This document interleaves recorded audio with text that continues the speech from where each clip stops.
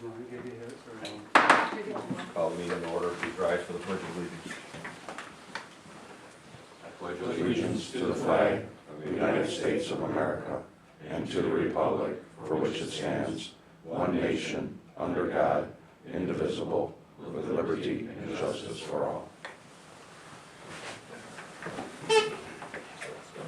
Today is March 23rd. Can I have a roll call, please? Cleary.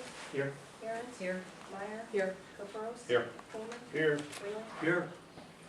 We have the minutes of March 9th and February 23rd. Any corrections, additions, deletions, changes? Now, is there a motion? So moved. There's a motion on the floor. Is there a second? Second. No, there's a second. Any questions, discussion, roll call? Cleary. Abstain. Aaron's. Meyer. Yes. Caprows. Yes. Coleman. Yes. Whalen. Yes. Clerk's report.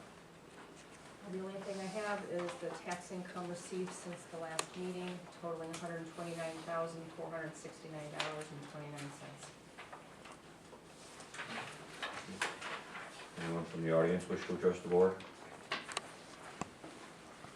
Not, finance and administration, trustee Cleary. The first item on our list is concerning the proposals of vacant property and abandoned properties for 2015. During the Public Works meeting, we went over some of these details. We're also looking at the budget, and it was more of a challenge to determine what's really the best fit for the village. So we've looked at two different ways. One, we have Public Works do it and evaluate if they can do it in that timely fashion while other things are on top of them, or go out and contract it like we've done in the past. What we did is we requested the village administrator to go and request the bids of the mowing of the properties, and we received multiple bids, which were included in our packet. The lowest cost overall is tadpoles. So it was in discussion with Public Works and also the chair of Public Works, we determined that tadpoles would be the direction we want to go in. So any questions concerning this, the path we've taken? So I make a motion accepting the proposals for mowing the vacant property and abandoned property for 2015 to Tadpoles Landscaping of Beecher. Second. There's a motion on the floor. Is there a second? Any discussion? Just as a comment, we have been in the habit of trying to get more than one price for all the work that's being done in the village. We've done some in the past, and this one was no different. Any discussion or comments? Roll call. Whalen. Yes. Coleman. Abstain. Caprows. Yes. Meyer. Yes. Aaron's. Yes. Cleary. Yes. The Comcast annual report's been closed for our review. The other item that's the bigger issue in front of us is the budget hearing, or the budget workshop for the village. The workshop is set for March 30th at 6 o'clock in the village hall. Right now, the budget is balanced based on what we have in front of us with the information that we know. Since we don't know where the government of the state's going to be, we can only balance the budget of what we have in front of us. So the budget is balanced based on everything being what we have right now. The $215,000 plus is not removed from the budget because we don't even know if that's what's going to happen. So I would recommend that everybody go. You should have received a separate copy of the budget. Review that budget, be prepared for next Monday's meeting, and we'll go through it similar to what we did last time. Any questions? Answer report? Public buildings and properties, parks and recreation, trustee Williams. We had a meeting to discuss the buildings in Fireman's Park. We came up with a design for the new concession stand. The design was approved by the village, and also I believe Beecher Rec has approved it as well, as far as the drawing and everything else. I have the drawing here if you guys would like to take a look at it. You know, it's going to be real close to the, you know, where the small little picnic area is with the tables underneath, just west of the restrooms. That's where this concession stand is going to be placed. Also, once that is built, then the old concession stand next to Fireman's One, the ball field, will be taken down and be taken out of there. So those were the things that we talked about as far as the buildings. We also talked about financing options and and, who's going to pay for it and so forth. So, those are issues that we're dealing with and, moving along with that. Scott, Any do we have- questions? Do we have electricity out into that area that would be fed into this building? We have power out there. And how close is that to the fall line? It's quite a ways. If you look at it, the way we were out there, and I don't think it comes into play at all No, with the power line. they staked out the area where they thought they would like it, and Buddy and everybody else has checked it out. It's almost in the area of that water fountain is there. Okay. So it's pretty close to that walking path that's, that wraps around through there. That building can be used, during the 4th of July and so forth, so. So it's gonna be in line with the bathrooms, the pavilion, and then that thing will be right to the west? Right, correct. So it'll be right out there. Do you wanna get into a little more, detail on the financing of it? If you would like to. Yeah, the concept to kickstart these buildings off is that the village would borrow money to build these two buildings. And then the 4th of July Commission and Beecher Rec would promise to pay those payments on those buildings.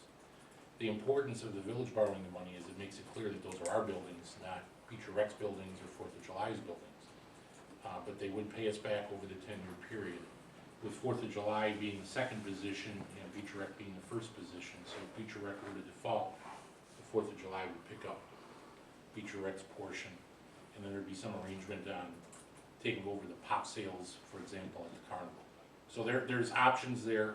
Beecher Rec and 4th of July have not discussed to this level of detail the financing and whether or not they're willing to agree to that, because we don't have the numbers yet.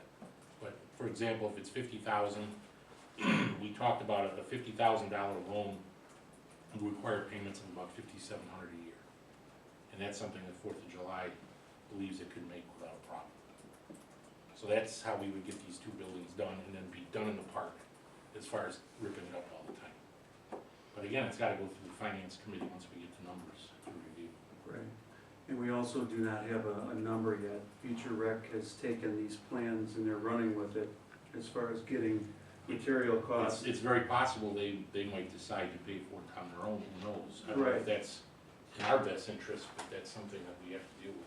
Right, and they're looking at, they're getting donations and better prices, and, there's individuals that are planning on putting the building up, so there's a lot of effort on Beecher Rec, to get this done. And there's a storage problem in the park. As far as, now that we have the picnic pavilion, we don't have the doors that come down for storage. So Beecher Rec has no storage for their gator, for their ag line that they use, their tools. The vendors building at 4th of July is just packed, solid, and they don't have any additional space. So we can get the storage building done and the concession stand done, we should be done in that park for a very long time. Just as an asterisk to that, this was an idea that we threw out to the group at that particular point in time, 4th of July and Beecher Rec. There's a possibility Beecher Rec may be able to get their building done without any financing whatsoever. So all we did was throw an idea on the table to get the buildings done. This is one option that's there, but when it finally comes down to a final financing option, if there even is a financing option as far as Beecher Rec or 4th of July, then we'll come back to the table and tell you exactly what it is. But that will throw out on the table just to get the buildings done. If they feel they may be able to get the building done with no cost. 4th of July actually has an idea, or no borrowing whatsoever. 4th of July has an idea where they might be able to do their building without any financing, by not installing garage doors now and take that money and build other buildings, on the beer stand. So again, this is very premature, very preliminary. It's just that we threw some ideas on the table just to get those buildings done, get in, get out. Beecher Rec would finally have a nice concession stand. 4th of July would have a storage building, which would help Beecher Rec, and so on and so forth. So And 4th of July has a minimum fund balance, I believe, of 35. Is that correct? That's their policy, they have a minimum I think it's balance. more than that, but. But both entities do understand, regardless if there's a structure built, it's still the village's structure. That is why we have said that We still have to work out the details. We made it very clear that night, even if Beecher Rec were to build a building right now on their own, it has to become a village building. So that's why we suggested that we finance the buildings somehow, and we're paying for it. They would then contribute to us. Okay, but then like Bob said, is that like we've had the policy for quite some time, if we do take out a loan, we have to have some type of funding mechanism for that loan. We've come out with these ideas with Beecher Rec, they seem to be acceptable with it, 4th of July seems to be acceptable with it. But again, right now, it's very premature, it's just the dialogue has taken place to make this happen. Right. I really think Beecher Rec can do it on their own, the way it sounds, I don't know. So, we'll keep you updated on what happens, but at least the ball's rolling. Everybody's motivated to get it done, instead of sitting there talking back and forth and so forth, so. We're moving in the right direction. Any other questions? After the last board meeting, we had, did you guys partake in any discussion with the museum? I haven't, I was sick, I had to get out of there Okay, pretty quickly. so we haven't really talked to the museum and the board members and so forth, so. I believe they're discussing amongst themselves submitting a list to you for May, for appointments. I have asked for that, yes. Okay. And we will contact them, in and around May appointments to fill that commission. And go from there. Okay. And then that's the end of my report. The golf course, we'll leave it to my report rather than duplicate efforts. I defer to, Planning, building, and zoning, trustee here. Building department monthly report was enclosed for your review. Basil Bistro update document. Last I heard, that he's had difficulty finding a plumber to put in his water, so that's the whole look right now. Land use plan grant update. Nothing new. I plan to submit the $6,000 we paid to the state for reimbursement. And we have a contact at the governor's office that I will make aware of our problem. Is that correct? PZZ planning, meeting is scheduled for Thursday, March 26th. The workshop is planned, proposed rezoning of the back half of Dijon property, and a workshop to consider a special use permit for a digital sign and beer garden area on the north side of the bowling alley on Dixie Highway. This area will be enclosed and allow for beanbag tournaments and outdoor seating. I had a question about that. Is there gonna be a time, kind of a limit to certain hours? That would be up to the PZC and then up to the liquor commission. They have to go through two levels of review at that point. So the PZC could place conditions on that, and then above that, the liquor commissioner could place conditions on it. Consider an ordinance to either prohibit pigs or pets as pets in the village or to allow them under certain conditions. The staff has prepared 2 ordinances for consideration by the board. One is to prohibit the pets and the other is to pass the ordinance to allow pigs in the village. The one that is suggested, the staff suggested an ordinance which includes certain restrictions and regulations with any specifics on this ordinance. The board has debated this issue at prior meetings and has been given information pertaining to the pets. The definition of pigs is also provided for a prohibition ordinance. Action of this matter is at the discretion of the board. Give us any update, Bob, on that? Yeah, the only question I have is, we have 2 ordinances before us, but the one that allows them with regulations, there has been some concern expressed to me by some trustees about the weight. And I've heard some people say 100 pounds is too much, and I've heard others say 100 is not big enough, because any pig under 150 pounds, I guess, is considered starvation according to their research. But I think we should start the discussion tonight on that. If we allow these pigs, what is the allowable weight? So we know what we're voting on. And I brought that up as far as the weight. It was just one of them, there were others. Yeah, okay, because the Vietnamese potbelly pigs supposedly weigh between 120 and 150, and that's mostly the common ones. I think, if it passes at all, I think height might be more important, because they shouldn't be more than about 17 inches tall. Farm pigs are gonna be big pigs. So, you could say, you can have German Shepherds in town, but they can't weigh more than 20 pounds, well, then you're pretty much saying you can't have German Shepherds, because they're all gonna weigh more than that. So what is your suggested height and weight? I think no more than 17 inches, and I would say 150 pounds. 17, 150. Anyone want to weigh in on that? Want to weigh in on that? Yeah. We're in new territory here, guys. There's no right or wrong answers here. That's why you guys are elected to make the big decisions, and some towns allow them, some don't. You know? And I'll tell you, I did tons and tons and tons of research, because I know we talked before, it's like, you kind of come up with, is it that much different from a dog, except for the perception that it's a pig? And when we first got the information that said they're little 60-pound pigs, found out that that really doesn't happen, they're bigger than that. The problem is that there's unscrupulous breeders that breed them with farm pigs, and they end up with these big pigs that people can't take care of, so there's a big problem with that. But still, back and forth, I mean, I keep wavering back and forth, would I want a pig as a pet? No. But every time I came up with what's the difference between that and a dog, you know, pigs aren't gonna bark in the yard, well, they might squeal. I actually posted on Facebook, there's 2 Facebook groups in town for anyone who doesn't know. There's one with about 1,700 people, and there's a lot of robust discussion on that group. Then there's a smaller one with 700 people.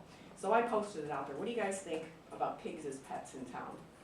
And didn't get a lot of votes, but there was 175 comments back and forth before they took the thread down. There was nobody that was real belligerent as far as, no, you can't have that. As a matter of fact, of the votes, there was only 30 votes, 26 yes and 4 no's, and all 4 of the no's said pigs are food. It was basically the biggest issue with them not being pets. But nobody was real up in arms. I was shocked. I expected everybody to just go crazy and say, no, not in this town. They surprised me. People that I've asked in the street, they pretty much either says, who cares? A few says no. Several said yes. Of the 26 that said yes on Facebook, do you feel that they were as well Informed. informed about? Yeah, with that 175 comments, quite a few of them were mine. I mean specifically, because they were asking really intelligent questions. You were 174, and then the other 2. The other 2, yeah. That was the votes. No, there were 30 votes, so that would be 140. No, I was very specific that these pigs are not 50-pound pigs. They're probably gonna be more like 150. Here's the height. If you underfeed them, you're gonna make them sick, their bones break, and you know, you can't do that. People have a hard time when breeders breed them with the wrong stock. I mean, it was a whole long discussion about it. They says, would they be allowed, would they have to walk on leashes? Yes, we would have provisions for you have to clean up after them, blah, blah, blah. I mean, there was a whole conversation. I did not leave anything out as far as, no, these are gonna be cute little things that fit in a teacup. What were you gonna ask? Of these 30 people, do we know if they live in town? Can you tell? They did, yeah. They do. Mhm. I don't have their addresses, but the ones that I do know, they were from all over the place. Anyone else? Brand new chair. I'm here. What about existing pigs? If you pass a law regulating them, and there's a pet pig that exceeds the regulations, they would be grandfathered in. If we pass it prohibiting, the same would hold true. Anyone that owned a pig prior to the date of the ordinance would be grandfathered in. That was attorney approved.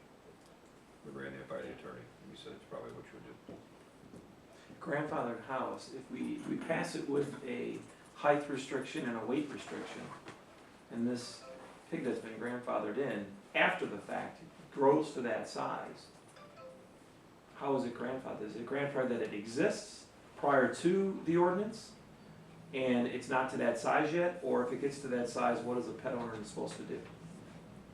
Or if it's already over We that didn't ask size. that question. Or if it's over that size, that's good. Bottom line is that anybody who had a pig prior to any of these ordinances, if they can prove to us that their pig was owned prior to that, I think they would fall into these regulations unless it become a nuisance, and that would be up to the police department or code enforcement. And we know of 3, we don't know where they are, but we've heard that there's 3 in town. See, right now, there's not an ordinance prohibiting it, so anybody that currently has one as a pet is not violating any ordinance or statute. So if you pass an ordinance and put conditions on it, that's what grandfathers them in. because the ordinance wasn't passed at the time they had it, But if, and nothing prohibited them from having it. the question is, if we do pass an ordinance and we stipulate the requirements of anybody who then gets a pig, and these grandfathered ones grow past that size, are they now in violation of the ordinance? No. Because they were grandfathered? Mhm. Even though they weren't that size before? Yes. The same would hold true if there's one over 150 now, it would be the same thing. I mean, I think the size, the weight, that presents an enforcement problem. I mean, for us, because we're not gonna go around and weigh and measure, because Truck scale. because, you know, when one neighbor gets mad at the other, they're gonna call the police and say they got a 200-pound pig that's 20 inches high and they want us to do something about it.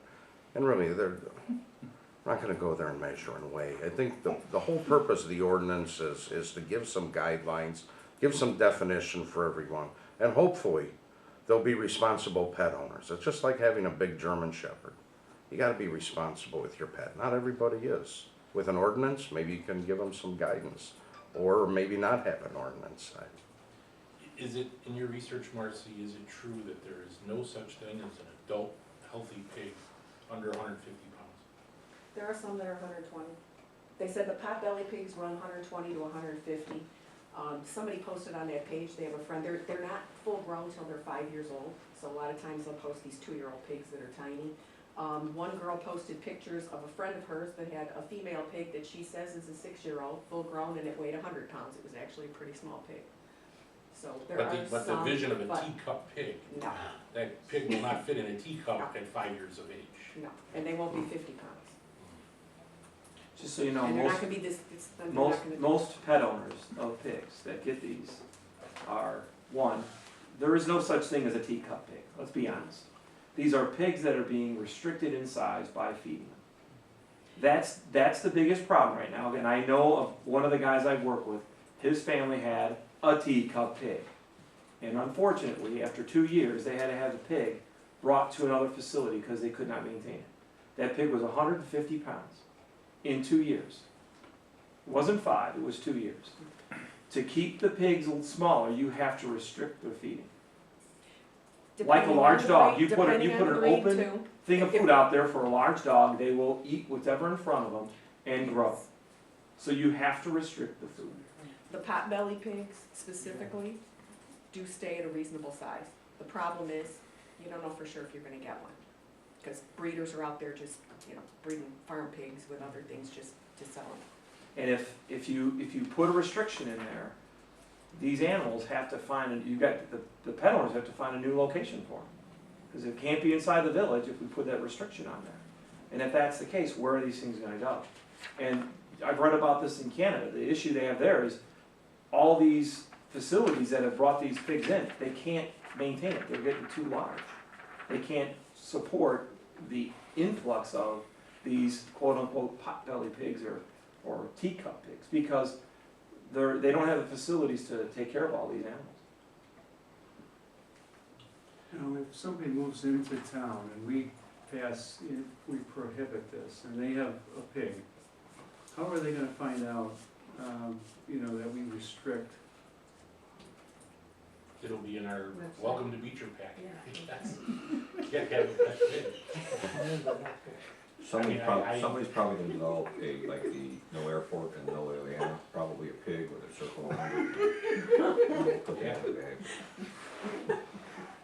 I mean, the same could be argued, hey, I'm moving to town when I have a horse. I mean, you can't do that either. Ironically, it's funny you brought that up, because today I was thinking about this, and the miniature horses, I mean. what's Shetland the- ponies. Yeah, how poundage could be the same, so if next thing, I'm not saying next thing could happen is we could have someone come in with a miniature horse, and which is, the same thing sort of applies, the horses are pets, they're Right. intellectual, and granted, I didn't do any research on that. Miniature horses are a lot heavier. Are they, I don't know. The John, I miniature really don't. horse, yeah, they're big. Yeah, I didn't have a chance to research it, but I thought of that tonight, the miniature horses. But, we're sitting here, we're talking about one specific animal.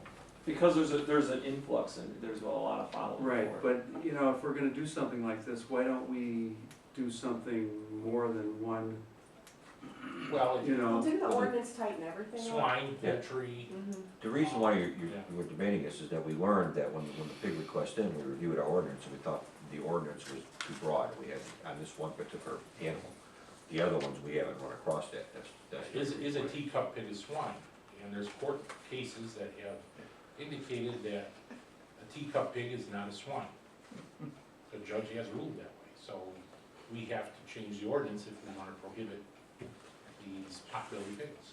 There are whole websites set up with attorneys that'll go in and fight this, they'll fight the ordinances Yeah. if they're not written correctly, because there was a case where somebody brought in a letter from the Illinois Department of Agriculture saying that Vietnamese potbelly pigs are not swine, they are pets.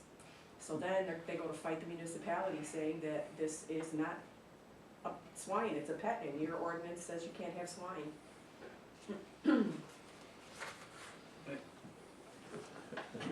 What do you do then if they exceed height and weight? You're gonna tell them they have to Put get them on rid a of diet. You're gonna have to get rid of your Well, pet. that's what he was talking about. Yeah, some residents had to, get rid of their animals. John had a John. comment. Like in response to Scott's thing, I think a lot of, from the research I did and a lot of the cases I seen, you read about people looking and stuff for places where they could have them. I mean, they're allowed in the city of Chicago in apartment buildings, which was very surprising. But I think people that, if they did have something as unique as that, I would hope that they would do a little research before they bought a home, you know what I mean? Certainly hope so. And like Marcy said, I've wavered on this back and forth. And do I like the idea of it? No. Do I like the idea of telling what somebody can do within the walls of their own home? No. And that's my sticking point. Do I like them? Do I like the idea of it? No. I'll flat out say it, no. Do I want one living next door to me? No. Do I like the idea of telling what somebody can do inside of their own home? Absolutely not. That's my biggest sticking point. And that's where I stick with it too. It's a matter of regulations and ordinances and everything else, and there's needs for them, and I understand that. But when you get to the point where you're telling somebody what they can do inside of their own home, that's my sticking point. And to tell you right now, I'm still not even sure which one. As we sit here, I know. it is, I mean, to me, that's, and I've talked about it before, when we've talked about architectural guidelines, and I've spoken about, one person's junk is another person's treasure. What one person might like in a fence, another person might hate would I want my neighbor to paint their house purple? God, I hope not, but is it their right if it ever came? I don't wanna tell people what they can do with their lives, and I don't think that's government's job. That's my sticking point. Do I want a pig? No. I still don't know where I stand on this. That's all I wanted to say on this. Just a comment to that is, amongst other trustees who I've had discussions with, Marcy have drove me nuts, depending upon which day it is, going back and forth trying to decide this. I too have done research. I have my opinion. While I respect, yes, that government should not get involved in certain things, should not have regulations, freedom of what, anything and everything for the most part, is what John is trying to say. I understand what you said. But my concern is that there are also an expectation that government or the police sometimes should know better. That they know that something down the road, this may not be a good thing, and yet we're not trying to infringe upon their rights within their home because of the research that we've done, because of the feeding of the animals. The pig farmer that told me I wouldn't want one next door to me and I wouldn't approve it. The Animal Welfare League that told me that, saying yes, they are like a dog, but they also have a list of other things that dogs don't do. And they indicated that if you were to approve something like this, they would suggest that like Payless, for instance, allows chickens, which to my surprise, they allow chickens, but only if they're 200 feet away from the home, which indicates that you have to have a lot of property. So in this particular case, again, she's implying that the pig, maybe if it was allowed, should have a lot of property. In Beecher, I don't know right now, off the top of my hand, if there's a piece of property big enough to allow 200 feet away from the home. except for the golf course property, which maybe they could graze in the golf course at the rate we're going. But anyways, and then, yes, you talk to the local veterinarian says, yes, they are pets, and, you know, I think he, for the most part, was pretty positive on the idea, but all of them did indicate that there is no such thing as this deep teacup pig, that they are teacup pigs because they are not fed properly. They all have said that when they come into the American way of the way we feed our animals and the way we feed basically our stock, they will grow to a normal sized pig, whichever one breed you have. So again, based upon that, is that I don't think anybody on this board is willing, if they were to say no, not to allow them, it is not in any way or form a way of trying to infringe upon the rights of an individual to do within his own home. It's one of these cases of where I can't think of a very good example, but I think about why do we have ordinances or why do we have speeding laws? It's because someone abused it and a law came into play. Now, maybe in this case, we haven't found that yet where this is being abused, but again, we know better, and that's why laws are developed. I don't know how else to explain that. It probably didn't come out very well, but. And I totally see where you're coming from Yeah. too, but it's so, and I'm with you on that. If I were doing my research, I saw a big drastic difference between those that allow and those that don't. But it's 50-50. I mean, it really Yeah. is. I mean, even you just go with surrounding touching communities, it's almost 50-50. Yeah, and then, you know, one thing too is it's I don't know of a case, I never found a case on the internet of a family having a positive experience with the pig. And when you think about it, if a family's having a positive experience, it's not gonna be on the internet, it's not gonna be in the news. They're fine with the pig. What you're gonna find is all the negatives, the families that thought this teacup pig was really only gonna be 70 pounds and it ended up being 150 pounds, and the homeowners association says they gotta get rid of it. Or it went to court, or it went this and it went that. So like Jonathan says, and I would agree, and you know, again, we've had these discussions before, I'm 50-50 with it too. And I know which way I think I would go if I had to vote tonight, but truthfully, I said that there's a possibility that somebody may say something tonight and say, you know what, you're right, I changed my mind or whatever. It's a difficult thing to do, we're weighing in, trying to do the right thing, and. I hear what John's saying. My only issue that I'm 50-50 on this, but the other way I look at it too is, if I buy a house in a residential district, do I have a reasonable expectation to believe that the uses out there are residential? In other words, you know, do I have to worry about farm animals living in my neighborhood? And that's a reasonable question if you're buying a $250,000 house. And that's what I struggle with. Someone's right to own a pet versus someone's right to say, I'm buying in a high-end residential subdivision, I have certain levels of expectation. Now, that being said, there's covenants that deal with this in those subdivisions that go beyond our ordinances. So even if we were to allow this by ordinance, there's some subdivisions in town that won't. If I understand it correctly, the request that came before us, their homeowners association has already said no. That's correct.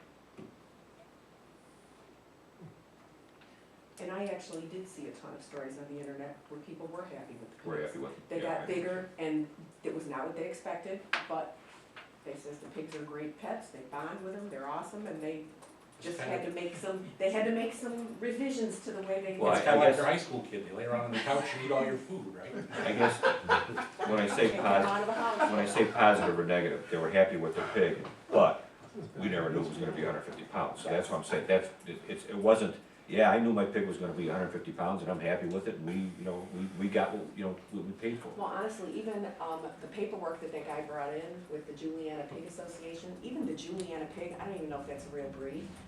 If you look at the bottom of the page or that website, it's actually South Fork Farms, and it's a breeder. So they have a recipe on there for homemade food, and they're telling you to feed them a half a cup a day. Well, a half cup a day, the animal's not gonna live to be 5 years old, right? They starve to death, their bones break, I mean, they get diseased. So they're advocating that to keep them small, hopefully until the people fall in love with it, and then, they won't wanna bring them back again. But a safer bet seems 120 to 150 pounds, and that's not from a breeder, that's just people saying Vietnamese potbelly pigs get to be about that size. It's still about 17 inches tall, and again, then It's a much bigger pig, but I've seen dogs twice that size. I got a question, kinda off the wall. How many registered dogs do we have in town? Anyone got a guess? Do you have a budget with you? Someone have a budget? There's quite a few. Go look at the revenue estimates for general, it'll tell you. Detail. This is what's in your proposed budget. Yeah, but that'll tell you how many you sold this last year. Look at page 2 of the detail. No, the big book. That one, page 2 or 3. And we've only had one request so far for a pig. Animal tax. 846. What do you think? I was just curious how many dogs there were in town. Those are licensed dogs. Those are dogs, that's, Yeah, we don't have any licensed pigs, and there's that's No, less than three of those 846 floating though, around. because we sell a lot of $15 and not just a 10. And it's a half a cup of food a day? That could be. Oh, so you're That's what thinking that one less. breeder was saying. No, that's an Because exact we're number of selling a lot licenses. right This now. is, they need more like my Is that That's the an number of exact licenses, or is that the, No, sold in Budget that number. calendar year, okay, 13, 846. okay. But there's unlicensed dogs too, I'm sure there's some Yeah. that didn't get a license. My point is, my 19-year-old dachshund eats more than half a cup a day. My cat eats more than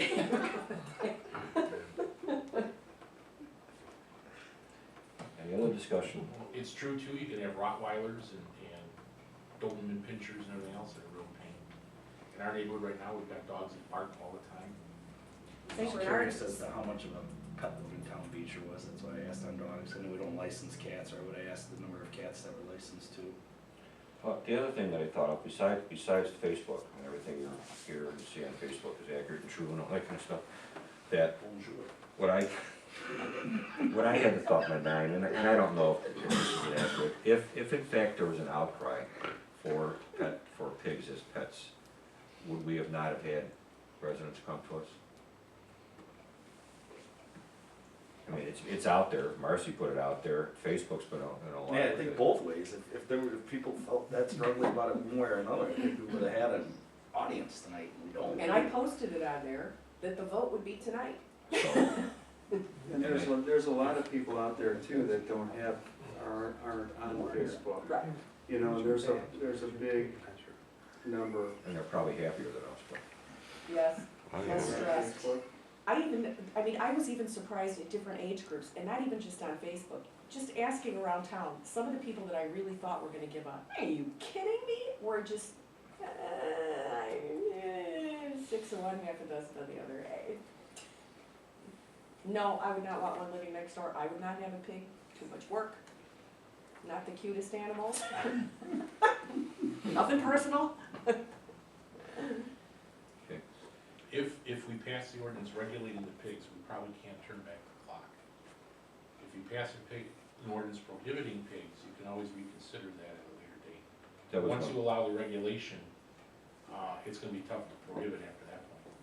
That's another thing you gotta think of. If there is this groundswell of support for having pet pigs, I think the board would reconsider. I mean, we're that tossed up on it now. Right. Now, Yeah. how do you get the grandfather into this? Is this just a said thing, or is this part of, because, you know, I don't, The I don't know grandfather that- thing would just simply play it. Bottom line is, we're not gonna go out there seeking those 3 or 4 pigs that may be in town already. If in fact we get a nuisance complaint, which that's probably what it would boil down to, is the police would investigate it, and I would have to assume that the officers would just simply say, or probably guided by staff or brass, that just simply say, tell us when you bought the pig and can you prove it? And if it's prior to the date of adoption of this ordinance, then that's his guideline of what he can do. But that still doesn't allow nuisance type behavior. You know what I'm saying? right, right. If nobody, if those 3 pigs in town, if they haven't come to our attention now, they're probably not going to unless something happens, in which case the police are gonna call, just like a barking dog thing, and go over there and have to deal with it. Agree? You're gonna huff and puff and blow their house down. And then again, if you've got 2 or 3 pigs and they're not even starting any trouble and nobody cares. Are they? And, you know, I'll say this because that the residents that see this, you know, we're having some fun with this, but we are taking this seriously with the research that we've done, so please nobody misunderstand why we're having fun with this. Just put that disclaimer on there. So Alright. what needs to happen is somebody needs to make a motion and somebody has to second one of these two ordinances. That's what needs to happen first. And you know what? I can't do that. That's because he's a former police officer. Staff is ready to live with either one. I mean, we vetted out the rules. The only question we had is regarding a rabies certificate for a pig. You want to ask Doc McKay that question? No. You don't need one? No Okay, shots for their pig. then we're ready to go on the prohibit or the regulation. Okay, I'll make a motion prohibiting the pigs as pets in the village. And the way I look at it is, we can always take that change if we get a crowd of people. There's a motion on the floor. Is there a second? Second. Okay, there's a second. Discussion. I'm gonna hold it up so everyone knows what we're voting on, because it's gonna get confusing. I have a question. If we're prohibiting pets as pigs, what about the 3 existing that are in town? Their grandfather. They are grandfathered in even under this ordinance? Okay, just wanted to clarify that. I know a guy who knows a guy who knows a guy who knows where they are. Let's leave it at that. Okay, any other discussion or questions? Okay, just to clarify it, there's a motion on the floor to prohibit pigs as defined by ordinance as pet, and offer this as an ordinance, in which case we'll give you an ordinance number once we go through the vote. Roll call. Cleary. No. Aaron. Yes. Meyer. No. Caprows. No. Coleman. Yes. Whaling. Yes. Alright, for the record, if I was a betting man, I would have bet that this would have happened to me. We are voting to prohibit pigs, correct? Correct. I am voting yes. Okay, that being said, a 4-3 vote just occurred, which shows that we were on the edge on this issue. So if there are residents who believe that pigs should be pets, we would entertain at any time their desire to readdress the issue, but make sure you come well-grounded, because we proved tonight we're pretty well-grounded on the issue. Now we have to do an ordinance number. 1221. Put that one in bold letters. Is that 21? 1221. We've approved subdivisions quicker than this. That's fine. Is that in your report? Yes, it does, thank you. Whoever it was, anyway. 17. Alright. Public Safety Committee, trustee Coleman. Yeah, Police Department monthly report is enclosed for your review. Also, code enforcement monthly report is enclosed. Chief, any comments? No other comment, again, that's the month of February. The coldest February we've had in 100 years, and snow, so there really wasn't much happening during that month. And nobody got hurt, right? Nobody got hurt pushing cars or pulling cars or slipping on the ice. Any Better than last questions year. of the chief or myself? That concludes my report. Public Works Committee, trustee Forrest. Water Department monthly reports and Sewer Department monthly reports are both enclosed for your review. The water billing register for the months of January and February are also enclosed for your review. Leak detection update, we continue to investigate. There was a leaking hydrant on the east side of Church Road that has been fixed and repaired. Rough estimates that Buddy gave me was 8,000 to 10,000 gallons a day leaking there. I need to speak to Buddy more. He is down in Effingham at a conference and can't be with us tonight. But as far as with what we talked about with Montalbano subdivision, he has done his readings there. There is some water loss there, not enough to fill the gap of all our water loss. We will continue on that. I need to speak to him and see if we can do more troubleshooting on our own without needing to contract Simpson to do that leak detection on the service lines, or if that's the best route to go. It's still kind of up in the air. I wanted to talk with Brian and Buddy both first on that before we make a recommendation, or as far as, it's already been board approved, but as far as proceeding with that. Backhoe repair update, it is been repaired, the rear end on it is what was fixed, it's back. Was getting a second opinion on it. While it was there, of course, there's other things, there's playing pins and, I don't think it's anything major, but we did say that he did contact somebody else and they. There's a guy in Lowell that does it out of his truck, so he wouldn't have to take the tractor anywhere. The linkage in the back is bad, it connects the backhoe to the tractor. And There's those pins nothing, need to be- first, of all, there's nothing wrong with it. Yes. No. It just has wear. It's loose. And it's, again, it's an older, it's been around for a while. We've used it. It's not like it's been sitting in the garage. So it has wear. And when you bring it to a service shop, they're gonna look at all your wear points and say, while it's here, we can replace these. Mm, And the whole idea was just getting the transmission fixed and getting it back into service. So we had challenged Buddy to see if there was an easier way or even a cheaper way to have these pins replaced at a lesser cost. That's why we're going down this And path. this option might be, it's nice to continually always look for, look at all your options, because this saves, if we were to need a repair or something like that, this guy would probably be somebody good to get another estimate from, because you avoid mobility.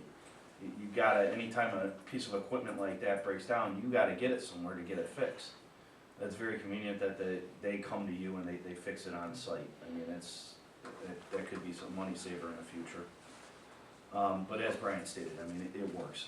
It may have a little more play than it did when it, rolled off the trailer brand new with the controls, but it's still a working backhoe. F800 dump truck repaired. This is the truck that caught fire during this last snowstorm. I It's found done. some more info. Yeah, It was the alternator that backfed into the starter, which backfed into the fuse box.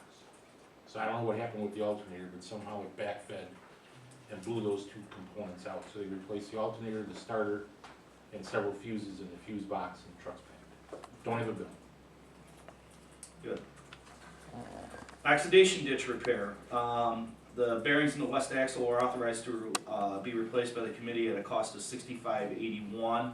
That was scheduled to happen last week.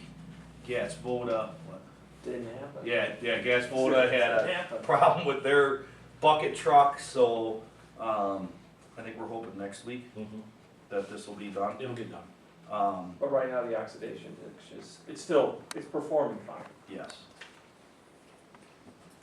Number 8, consider a water rate increase for the replacing of mains and a high-capacity user charge for the operation of the system. There's a big report. I kind of brought this up a couple months ago and asked you guys, asked the board if, you'd like to see some information on this. We did that. We met as a committee, and as delicate and sensitive an issue as this is, there's kind of a lot to go over. Does anyone have any questions on the report that Bob put together from our meeting?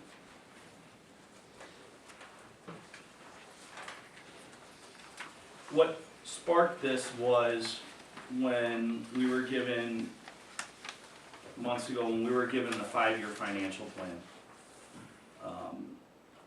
We proceeded to make a commitment to get Penfield water mains replaced. By doing that, we discussed and board approved going forward with the engineering of it and pursuing a 30-year loan through the IEPA to do this. I think we all know, and we've all sat here and said for years, that Penfield's our biggest problem. Well, after more examination, we had something else that always stuck in the back of my head, that we had our auditor here in October, and she really had but very few comments for us. And one of them that jumped out at me immediately, because it had to do with my committee, was that we undercharge for water. Our auditor told us. So I remembered from a year back seeing a master study from the South Suburban Mayors and Managers Association, which Richmond Park put together. So I started going through that again and comparing our numbers to what other communities are charging, and sure enough, we were one of the lowest. So after further analysis, we decided, like I said, the other thing was the 5-year plan. When you sit there and you actually see the number that goes into water main replacement with committing to doing Penfield on a 30-year loan, we have approximately $38,000 a year, which I always felt was way too low, being set aside for water main replacements in this town. That is being fully committed to pay for this 30-year loan. When it's said and done, we'll have approximately, with water use remaining constant over 30 years, which that's all we have to go off of, we would have approximately $3,000 a year left for water main replacement. So basically, you could just say, we ain't replacing another water main for 30 years. So I said, well, how can we? Using some of our most recent water main replacements that we've done, one being Maxwell, that stretch that we did from Penfield to Indiana cost about $100,000. So in my mind, I had a goal of, okay, we gotta figure out a way where we can start setting aside $100,000 a year. Because if you don't replace another water main for 30 years, you're talking about 100-year-old water mains that we're replacing now, right? Nobody knows how plastic's gonna be. Do we know that it's gonna last 100 years? Do we know it's gonna last 60 years? Do we know it's gonna last 250 years? Nobody knows. It hasn't been around that long. You commit to 30 years without replacing any water main, we would be in bad shape. We need to do something, and we need to address it now.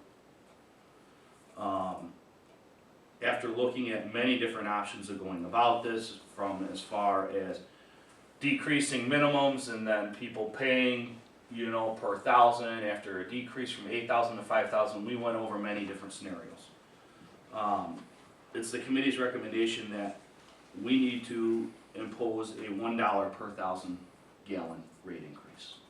We have been doing 10 cents a year since 2003. It doesn't even cover the cost of the increase of what we're paying in years for chemical increases, wage increases for staff. We're losing money. And we're not setting anything aside to do anything. The can's been kicked down the road long enough. I think this board has been, and previous boards, have been very conscious to the effects of what water rates are to its residents. We've shown that fiscal conservativeness with not increasing taxes over the last 3 years. But this is a problem we can't keep kicking down the road, and everybody loves to just see a 10-cent increase per year. We can't do it. We're gonna be a wreck in the future.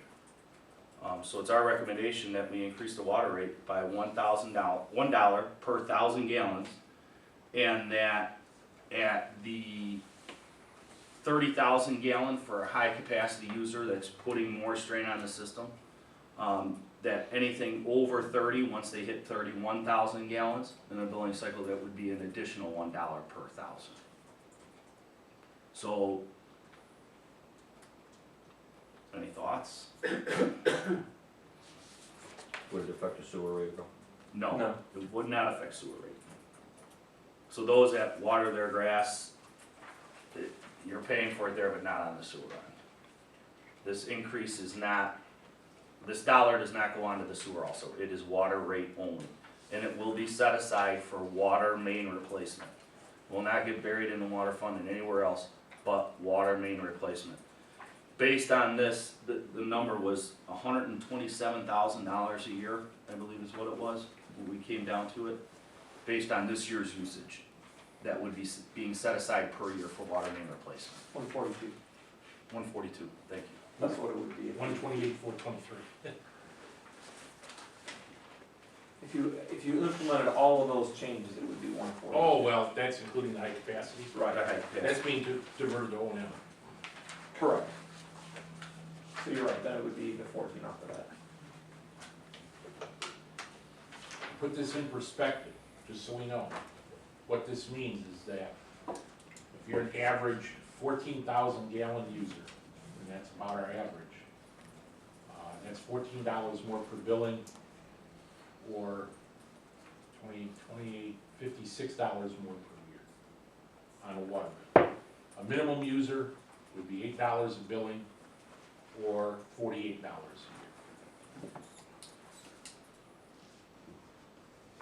Also, you know, it's in there, you can see,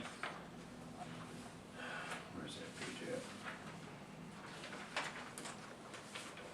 If you look towards the back of the report, there's a surrounding community water rate survey as of January 1st, 2015. You can see what other towns close to us are charging for their first 8,000 gallons.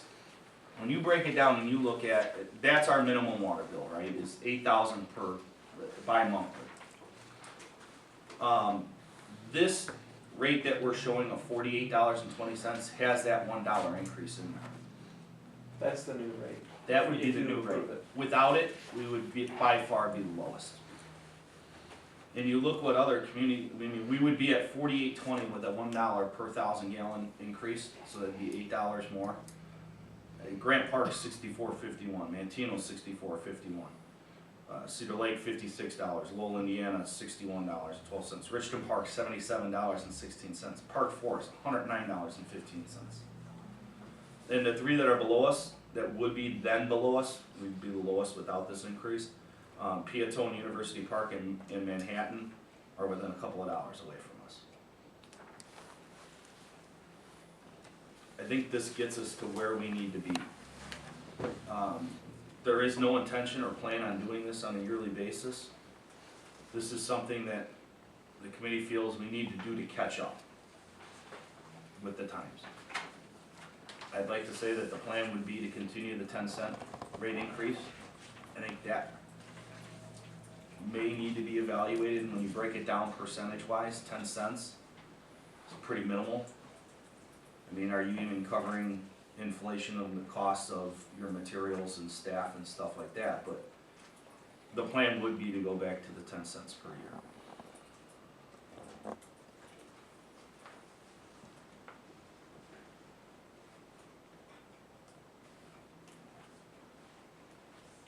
Are we willing to digest this tonight and discuss it more at the next meeting since it was just presented to you? Or do you want to discuss it tonight? In which case, somebody needs to speak up. I have a question. Sure. What are you gonna do about our senior citizens? That was obviously the concern. And the way we need to look at this is that, like any other utility, I think of our water system as a utility. No different than ComEd or NICOR. You have, which is what your minimum is, right? Is the thought of the idea of this is a minimum billing for a cycle, and that's to cover the cost of us to be able to get water to our senior citizens. It's great to keep the cost low for the senior citizens, for anyone. You know, somebody that's unemployed, a young married couple that's on a very tight income. But at the same time, we gotta get them water, right? I mean, this is a service we offer as a village. People depend on that water. That senior citizen depends on that water. If we can't get it to them because we got no money, because we're constantly patching water mains and we have every cent from water mains, you know, tied up for the next 30-something years, does that senior citizen no good.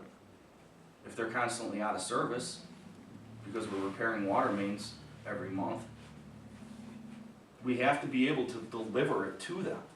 And that's the idea of this going strictly for water main replacement. I think that you can safely say that the individuals that were in that room that night, the committee, Bob, I, and so on and so forth, there was a lot of discussion on anyone that could not afford this increase. There were different alternatives that were set forth. There was that opinion, bottom line is I think maybe the way I look at it, and I have a lot of concern for anything that we do on people that have fixed income, but there's also, I think there has been an outcry by primarily the older homes in town about the quality of water. And the only thing that I have heard in order to improve the quality of our water is to replace the mains from iron to plastic. I mean, granted, there's a whole softener system you can put in, which is outrageous and we can't afford it. But the one way to possibly improve the quality of water, the yellow water that they're seeing, if the problem isn't within their home, the only thing we can do is replace the mains. And bottom line is this is the only way that we would ever have any way of doing it. Otherwise, all we would be doing is kicking this can down the road, and somebody else is gonna have to deal with it.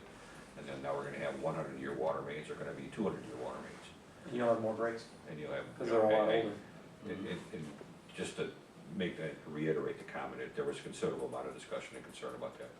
How many of these, on the survey here have Lake Michigan water or Chicago water? We looked at that.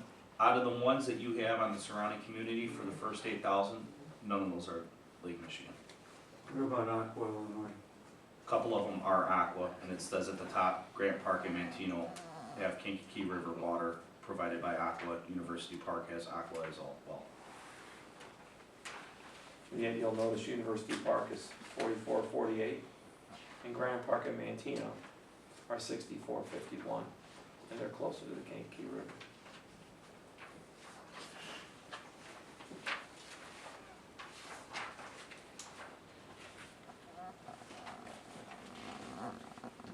I understand this is a very touchy subject. But when you think about it, for the minimum user, it's $4 a month. We, like I said, when I started this, we've done everything we can. We've shown that we're trying to be as conservative as we can. We haven't raised taxes. We have not increased our levy in 3 years. There's many different ways we can go about this, of generating revenue. This is about as fair as you can get. If you use it, you pay for it. Those that don't use it, don't pay for it. Somebody who's using 25,000 gallons a month, they're gonna pay more than the senior citizen that's using the minimum. When you're paying per 1,000 gallons. And like I said, this is we gotta get water to these people, right? We gotta get water to our residents.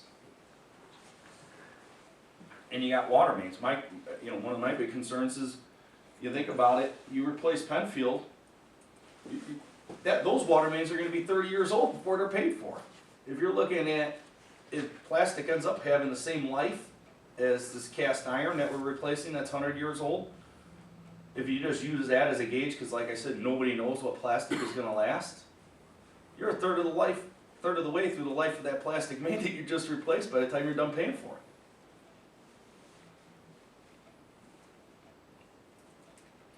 This would allow us to continually make upgrades, improve the system, replace mains on probably almost a year or bi-yearly basis, to where future generations and future boards aren't gonna get stuck with, oh my God, they replaced every water main in town at once, and guess what? It all gets old at once, and then you gotta replace it all brand new at once again. This allows us to go through the system and find your weakest links and constantly replace those and make improvements to the system.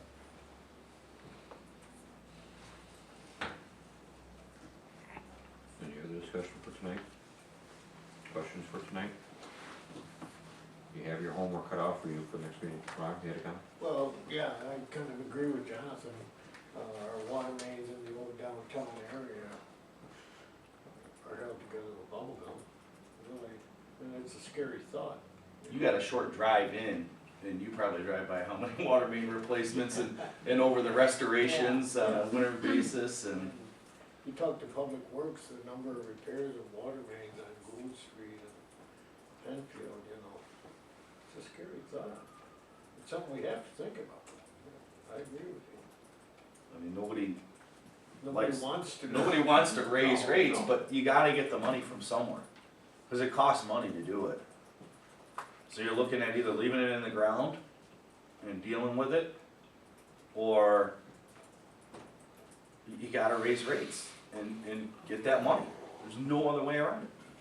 Do we have any grants or Anything like that we can?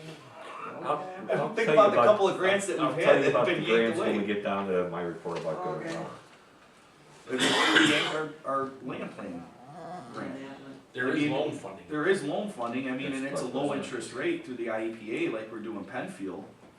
But this is a way to be able to do Penfield, pay for Penfield, and still be able to be setting aside money to where we can continue to do improvements. The issue you have, and John and I talked about this, the problem you have right now is with Penfield being such a huge amount of money, it's the largest, literally largest infrastructure project that this village has ever taken on. It's huge. To do that, it takes a lot of money. We had to go for a 30-year loan. The IPA loan was very low. Bob was able to find out where it was going to be when we decided to do it. But that locks your hands for 30 years. That means the rest of your water main is going to age even further.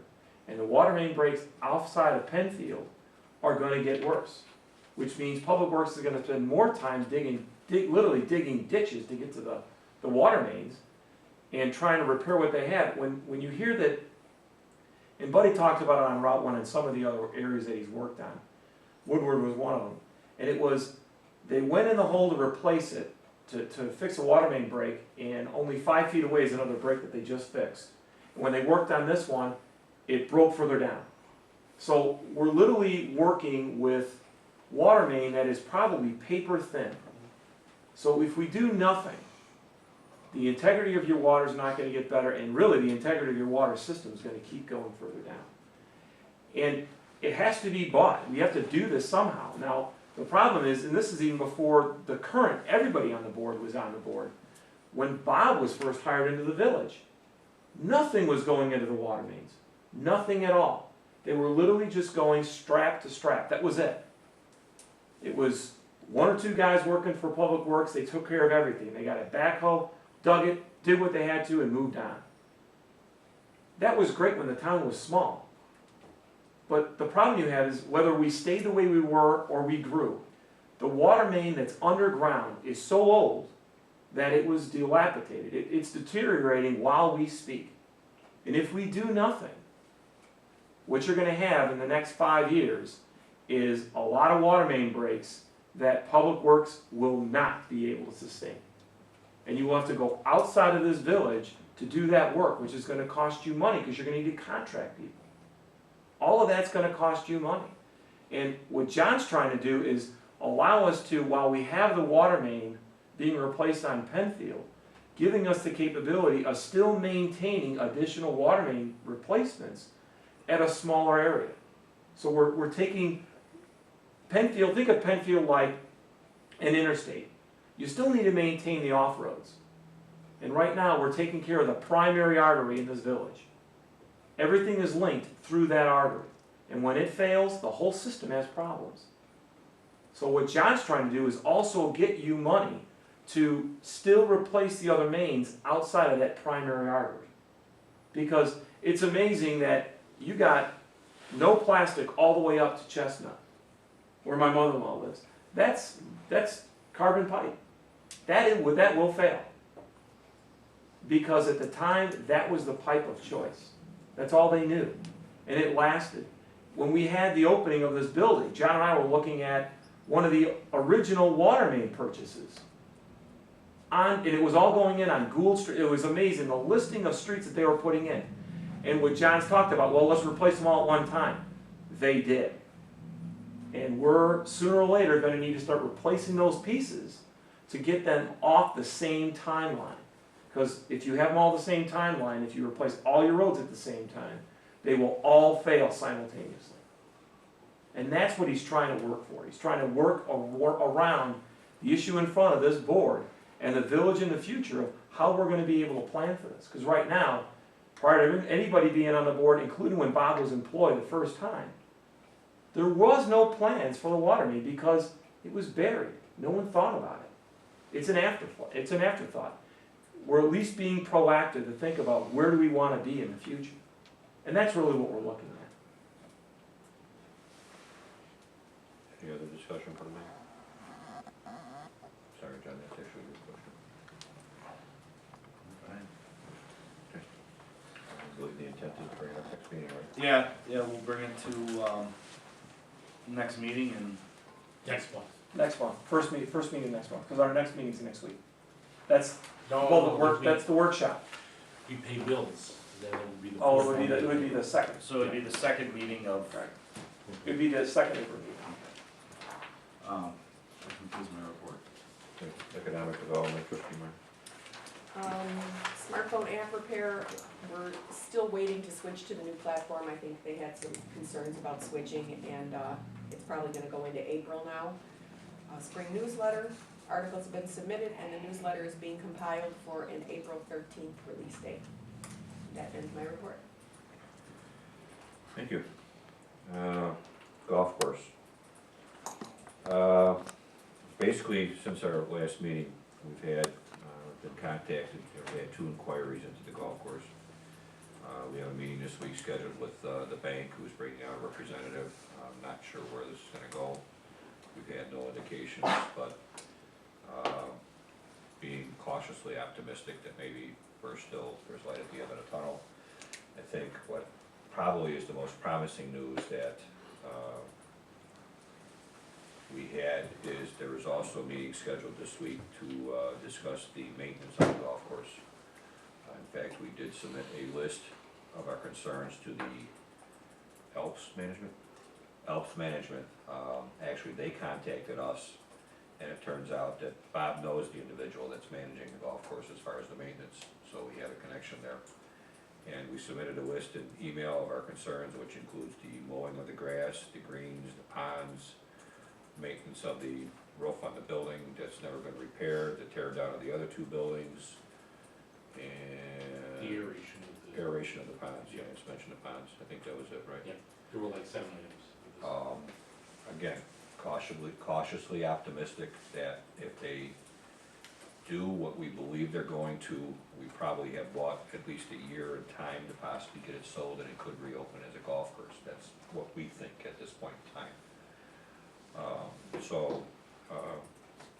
That's basically, all we know at this particular point in time. Again, we're being cautiously optimistic that all of a sudden we're getting some inquiries. In fact, Bob got another call from another company, inquiring about it, and we referred him to the bank. So maybe all of a sudden now this is gonna prompt something. And if anybody hasn't noticed, the Fairway Drive property has a for sale sign on it now, which is And it's never my had before. Right, and it's my understanding the bank is reconsidering its position on listing the property. We'll find out more on Wednesday. Yeah, that's why I say we're cautiously optimistic. We've had some inquiries. We'll fill you in as time goes on. Quiet zone update, we did sign the contract for the HR Green to do the study. We did get a sample, which I believe was mailed out to the entire board, as far as the cost of what Crete thinks they're gonna. I don't know if I forwarded that to all the board, I know I forwarded it to you. He has a cheap, optimistic, I'll forward it to them. cost of what it would cost Crete to do their quiet zones. I can't believe it would be that cheap, but anyways, we'll forward that on to you. But H&R Green is gonna do the study and they'll get back to us. What we're waiting for, the guy that's doing the study is in Iowa, so he's waiting to pick up a couple more jobs and he'll spend a week here, so he's a specialist in that area, so that's what the hold up is. Meetings with Governor Rauner. Last week, I had 3 meetings with Governor Rauner, 2 of which were, first meeting was Mayors and Managers Association of the South Suburbs. Second meeting was all the mayors from the Cook County and the Collier counties. Meetings were never as well attended as I've seen before. Third meeting, I was invited to attend a meeting with the governor with approximately 10 other mayors, which we sat there and we discussed quite a few things. Like we said, now we have a contact through his office, and basically, like I think I reported last time, which I think this was emailed to you, he has a 5-page agenda, basically of total reform. And he thinks he can push it through overnight, and basically if these reforms go through, he does not feel that we have to touch our LGDF or any other revenue to the municipalities. I asked the question, do you guys think you're realistic and think that this is gonna happen overnight? They say, they are, but bottom line is somebody else has to vote on it. I just can't believe that it's gonna go through that easy. There were 8 bills that were coming up that he felt that if only those 8 bills were passed, again, he wouldn't have to touch the LGDF besides the total reform of everything. I have not seen what those bills are yet, though. Have you, I haven't seen anything come out. So you mentioned 8 bills, but I don't know what they are. So, everybody in the room basically likes what we're hearing, but yet at the same token, you know, there's still the threat of the LGDF. The airport, there was a little blurb that Governor Rauner is considering the airport. And I don't remember exactly what was said, but there's some glimmer that he may approve the airport at some point in time. The Ilion Expressway, there was no conversation about that. The one thing that I did make a comment to, actually the governor had to leave, so it was his staff. I told him, I said that I got the impression that the governor had the airport and the Ilion Expressway on a back burner low on his priority list, and he had his other priorities way up here, and these were on the bottom of the list. And I just had to encourage him to take another look at it, because there's a lot of lives that have been put on hold for a number of years because of the questionable outcome of the airport, and now he's even put it farther back, that he stalled it. And basically these people that have own homes and property and the municipalities surrounding it, we're once again on hold, and we don't know what's gonna happen in the future. And basically, if you're gonna build it, build it. If you're not gonna build it, say you're not gonna build it, let's everybody move on. I think that's very important for the lives of everybody in this area out here, and that's the comment that I made. I think that was basically the gist of the conversation. There was a lot of conversation about school reform. The one thing that I did get an impression that when the governor was speaking to us, he had a lot of experience from the north suburbs. And I also made mention to him saying that, you know, Governor, the north suburbs are the north suburbs. I said, but the south suburbs are different, and even the south suburbs, even though we're part of it, are different between Beecher and the south suburbs up in Cook County or Will County. So I try to encourage to be careful on the decisions that he's making based upon the north suburbs, one of which is, again, I don't know how you feel, but he came out, he said townships could be absorbed basically by the county, I would have to assume. He wanted to eliminate governments, which we all understand, we all agree. When I say governments, I'm trying to think of the right word. Local governments. Local governments, Taxing or bodies. bottom line is you have so much governmental bodies above that they could be combined, and you could eliminate it, which would eventually save tax dollars. He mentioned the townships. Well, I can understand that in the north suburbs where there's no unincorporated land or very little unincorporated land, it's heavily populated. And what is the township doing? Maybe that can be absorbed by the county. Well, I had indicated that I had a concern with that, basically with the rural communities out here, and it's probably even worse out south, that we depend upon our townships. We work well with our township. Our township supports and backs up our public works department when need be, and so on and so forth. So once again, I asked them to be careful over those decisions like that. So I think that's basically it in the long run. Again, I think it's positive meetings, but yet we're all being cautiously optimistic about what he wants to do, how he wants to do it, and we're concerned about our revenue. Now, I noticed we got an income tax payment on our list. I Did did see that. last week or two when that came in? Yeah, that came in about a week ago, I think. Okay. We didn't get one last month at all, and we got one this month, it was January's payment. You know, I noticed though, if you look at the trends, the same thing happened years in the past. Did it? Yeah. Because about they're this making time frame. refunds to. Yeah, so it may be nothing, that question didn't come out. They were just encouragement to continue and there have been bills sponsored to try and firm that up. Toluca has suggested a House bill to raise the cost and firm that up and so on and so forth, but I have no idea where that's going. Preserves of Cardinal Creek, Paolo, what you doing? The indemnity agreement? Yeah. Okay, the attorney sent today an approved indemnity agreement to the HOA for signature. Once they sign it, the mayor and clerk will sign it, and then we will release a 68 form. So that was based on a motion approved by the board back at the October 27th board meeting. So we're moving ahead on that. We're not gonna get into how they spend it. They're just indemnifying us, they're gonna do what they need to do with the money. And if there's ever a court challenge, they agree to hold us not liable. So we're moving forward with that. That's it. Do you have anything else? I got one. I kinda figured you would, you always do. If you notice, we've been in contact with somebody, the mayor and I, and we've been working on getting senior housing in on that pod behind the township. Now, there's some duplexes that are in there already. But they wanna take, and I just wanna show you what their plan is. This is now the pod behind the township building. They wanna still build duplexes, that doesn't change. They're gonna be architecturally significant, that's not gonna change. They have to get the HOA's approval on their design, that's not gonna change. But what is changing is this is gonna be 55 and older, and they're gonna get a federal loan to build it. It's our understanding they're owner occupied housing, I believe they do sell them, is that correct? They rent them out, I think they sell it, if I recall. They don't recall.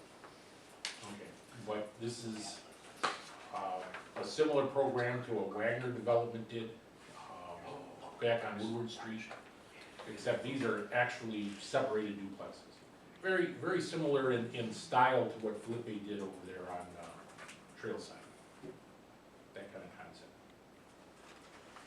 We're encouraging it, we think it's a good idea, it's no impact to the schools as a result. That doesn't mean someone older than 55 can't have a kid that's going to high school, it's possible. But on average, these don't produce the kids that you're producing. And we believe there's a niche market for this. Did you say that there's gonna be rental, or are they gonna be bought? I believe they were both, It could be both. yeah. I think they were owner occupied, but I'm not 100% sure. Bottom line, whatever he told us, we liked it, so. Yeah, we met with him over a year ago, and he kind of dropped off the radar. But then he came storming in here Friday, said that he was one of 6 finalists. They're gonna pick 3 of the 6 final projects, and he needed some immediate information. So these things are like the military, hurry up and wait. And basically, he fell off our radar. I thought the project was dead, but then boom, he was in here Friday. I got 48 hours to produce this information. If I'm not mistaken, a year ago, we were fourth board of this. So this is just a rehash of basically whatever happened a year ago.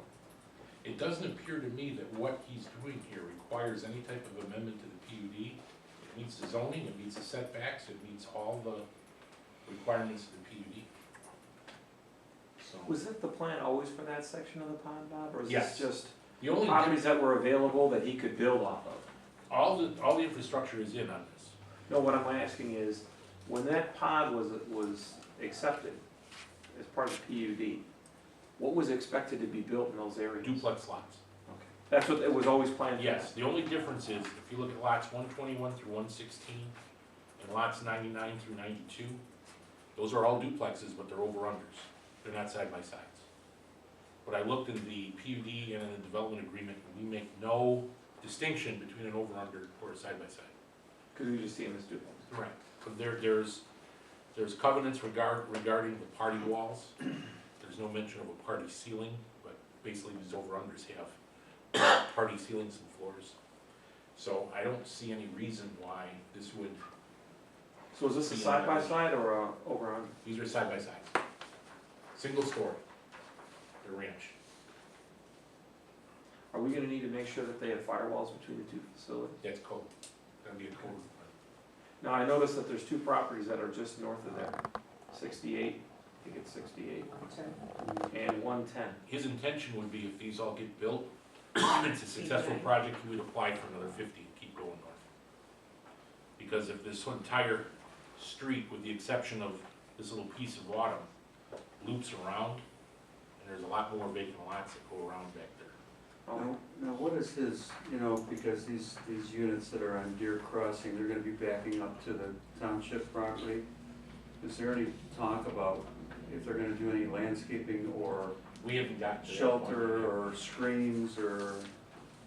We haven't gotten to that point yet, have we? We have not, and obviously I would share your concern as well.